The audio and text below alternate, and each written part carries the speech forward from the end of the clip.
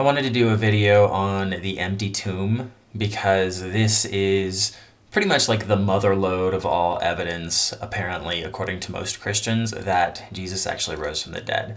And unfortunately, researching this topic is confusing. It doesn't appear that there is even a consensus yet. I've actually purchased a book by a theologian and history scholar, and it appears that there really is no consensus yet. So I would say the evidence strength is medium, but I don't actually know because it's much more complicated than I am capable of handling. So what I do have so far is basically an appeal to authority. So there's a couple theologians that I would refer to. But the summary here is basing the entire faith on a claim, risen Jesus, that is not and cannot be proven. This unproven claim is a prerequisite that isn't proven either, the empty tomb.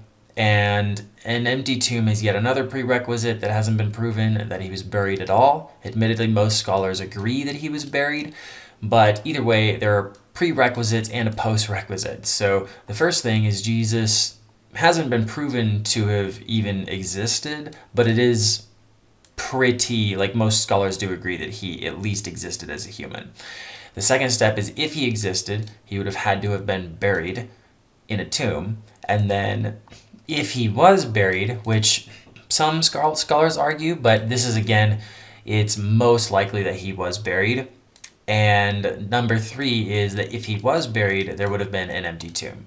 And then if there was an empty tomb, there's a postrequisite that he actually rose from the dead, and not just that the tomb was empty for whatever variety of reasons that the tomb could have been empty. So it's frustrating how there's so much speculation and confusion over a fundamental component of the single most important part of Christianity. There's no agreeable consensus that he was even buried, much less rose from the dead. Anyway, I would posit that there was at least an empty tomb, just for the benefit of the doubt. And so anyway, possible explanations would be Mark created the tradition of the empty tomb. There's a source here, which you can read the URL here and look into this for yourself to see how accurate you believe this is. And we can't even know that Jesus was buried in a tomb at all. So let me go ahead and pull up. So apparently, most scholars agree that he was buried, I believe. I'm pretty sure. But some disagree. He was apparently executed by the Romans who did not care to follow Jewish laws. Jesus could have stayed on the cross on the Sabbath. And many sources show that bodies in general were left up to rot and humiliate. Common graves were also common. Pilate was cruel and likely did not give anyone permission to bury Jesus. So if there was, so it's not necessarily guaranteed that he was even buried, but it's most likely. It sounds like most scholars agree that he was buried. Anyway, the possible explanations: if he was buried, the Jesus body was moved. The entire narrative could be fictitious and just sending us on a wild goose chase, or there's a belief that they saw a ghost and additional traditions in the future made it appear to be a physical reality. So anyway, let's look at some of these. If the entire narrative is fictitious, apparently there were already stories of Greek heroes whose bodies were missing and or ascended. So this type of resurrection is not necessarily out of the ordinary, at least as I understand it. I could be wrong. And then theologian Dale Allison claims that, quote, there's something more going on than just a vision, but doesn't elaborate. Also acknowledges that eating and touching are most likely later additions fabricated in the texts.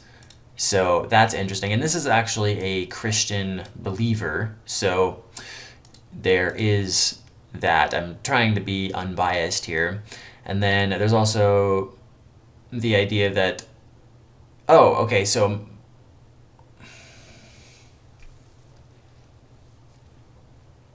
there were also other missing bodies accounts. So Enoch apparently disappeared in Genesis 5:24.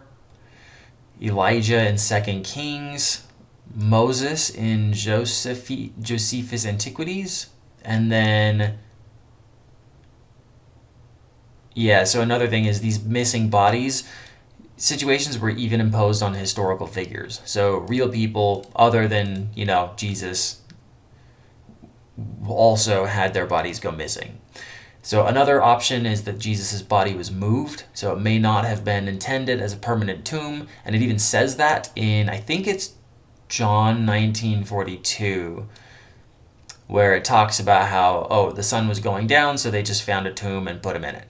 So it opens a possibility of them moving the body to the intended tomb while lay followers were not aware and ended up finding an empty tomb, leading to widespread rumors and gossip. Or the real owner of the tomb didn't want a criminal in his family tomb, so he removed Jesus. And then, okay, we already talked about this. And another couple of interesting things is that the first empty tomb reference is in Mark 35 to 40 years after Jesus died, but I'm not going to pretend to know what exactly that points to. And it does appear that Josephus wrote about how Romans did allow Jews to bury their own. So it sounds like, it is likely that he was at least buried. But so far we've got a lot of different branches that could have happened. There's nothing that concretely, perfectly points like the evidence that you would expect from a divine, all-powerful God. So anyway, and then in this book called The Resurrection of Jesus by a theologian and Bible scholar who is highly respected among both critical scholars and the other theologians. This guy is a believer, and he does a very good job of being neutral. And, he's actually a believer, so if anything, he would be on the side of the Christians. So there's 9 categories of belief that he categorizes all, possibilities in. So there's a traditional Christian view that Jesus actually rose from the dead. And there's the second one, an empty grave without a miracle. So empty grave may have spurred hallucinations. A pious detractor hoping to prevent veneration of Jesus' remains quietly removed them. A gardener moved the body. Sorcerers keen on body or body parts from magical rituals stole his corpse. Joseph of Arimathea could have moved Jesus' body from its temporary resting place to another spot, which never came to public notice. Women went to the wrong tomb. Seismology does reveal a significant earthquake around this time. The body could have fallen into a crack, making his body disappear. The third option is Jesus never died. There was a premature burial. It occurred regularly then, and it still happens on occasion, even today. So this is not out of the realm of possibility. Hallucinations. So people cannot fathom their own death. Disciples may not have been able to fathom the death of Jesus. There are plenty of theories about hallucinating, an empty tomb, and hallucinations. Well, it's debatable on whether hallucinations begat empty tomb or the empty tomb begat hallucinations. So which one came first, if this was actually the case.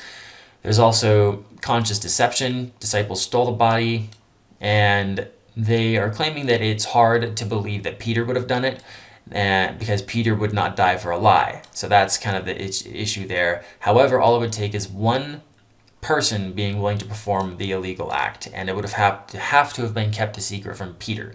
So maybe Bartholomew did it, but Peter never found out. So there's also veridical visions, and I'm not actually sure what that means, but I'm not going to get into it unless it comes to it. There is an origin of pre-Easter beliefs or expectations. So traces of tradition of dying, rising prophets already existed. So they already knew the formula of death and resurrection. Therefore, they could have likely said Jesus rose from the dead on the day that he died, because they already believed in the tradition of resurrection. And there's some saying that we don't really need an empty tomb. It wasn't the empty tomb that caused belief. So that's interesting. I'm not sure. So the other option is a mythical origin. this story was purely mythical based on pagan myths of dying and rising gods. So there's a couple of gods where this happened to, apparently. I have looked into a couple of these, and I'm not necessarily seeing all of them to have like a death and resurrection, but maybe I'm just not reading into it closely enough. So Inanna, Baal, Osiris, Attis, Adonis, Mithra, Persephone, and Dionysos.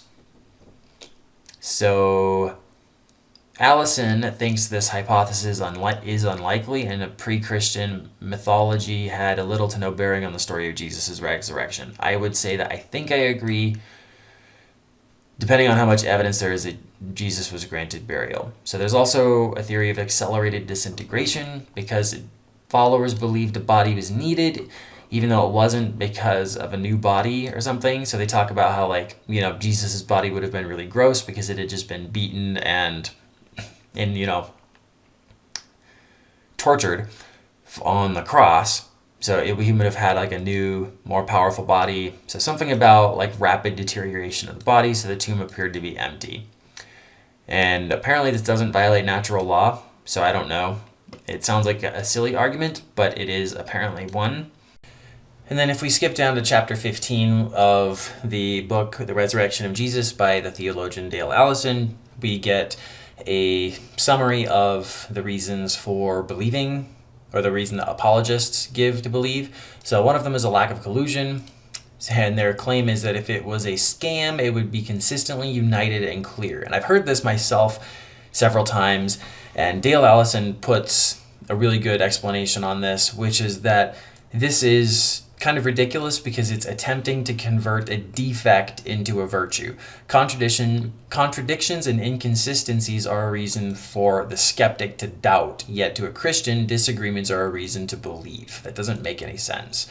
A large lack of agreement simply implies a lack of collaboration. That's all. Contradictory accounts may disagree because nobody has the truth. So lack of collusion is a apparent reason to believe, according to the apologists. The other reasons are the Shroud of Turin, which is something about this cloth, and there's several reasons to be confident that it was real, and there's quite a few criticisms as well. You can make that determination for yourself, what you choose to believe. And something about from Sabbath to Sunday, I don't actually know. Something about Christians and Jews using a different day for the holiday. We've already talked about martyrdom in another video. There's a psychological death and resurrection. Jesus' apostles were too dejected, demoralized to concoct a resurrection story. Bereavement actually increases chances of hallucinations, and every one of his followers could have been sincere and honest, and the religion could still take off. All it would have required was Peter, Paul, and maybe Mary to have hallucinations, and maybe Luke, maybe some of the others, but we talked about appearances in another video. Argumentum ab ecclesia, so something about the mere presence or success of the church is proof, and I'm not sure about that. It convinces only those that are already convinced, and the reality is, like, according to How Jesus Became God, which is another book, Christianity grew just as fast as other religions.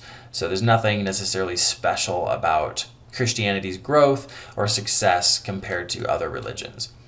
And then some of the reasons for doubting are there's too many inconsistencies. So see the resurrection accounts in the Gospels, which is when we were trying to make a coherent, single, unified gospel out of Matthew, Mark, Luke, and John. There's no appearances to outsiders or opponents. And the Talipat tomb, apparently they found a tomb that may have had Jesus in it.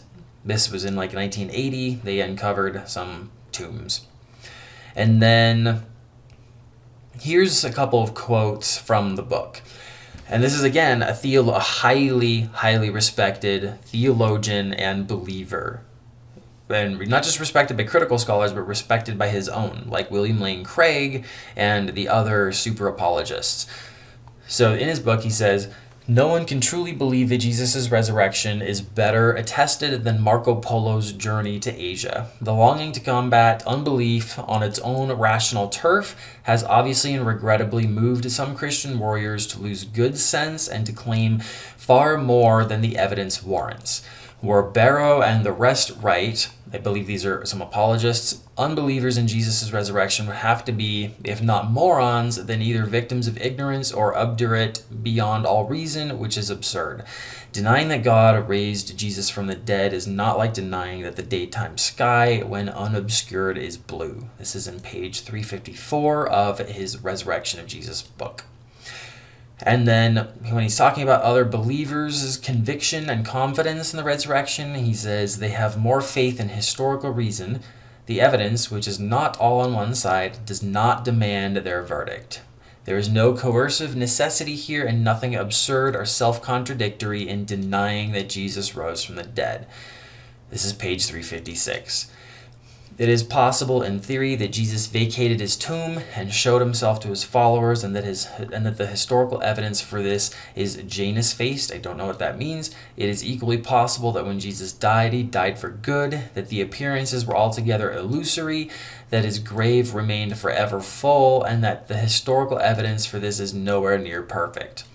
The pigs either ran over the cliff or they did not. Yet one fails to see how one could make much of a strong historical case for either possibility.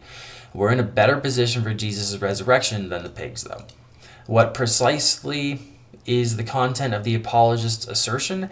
He appeared to James is like a thesis statement without the rest of the essay. How can such meager data obliterate a worldview or even dent it? This is in page 357. When there are too many unknowns, one cannot solve an equation. No single hypothesis best explains the likely facts because those facts are too few and too thin. Too much of crucial importance remains unknown. History supplies us with limited building materials and we cannot finish the building. This is why the apologists have failed to dispatch every skeptical scenario without hope of recovery. This is page 358.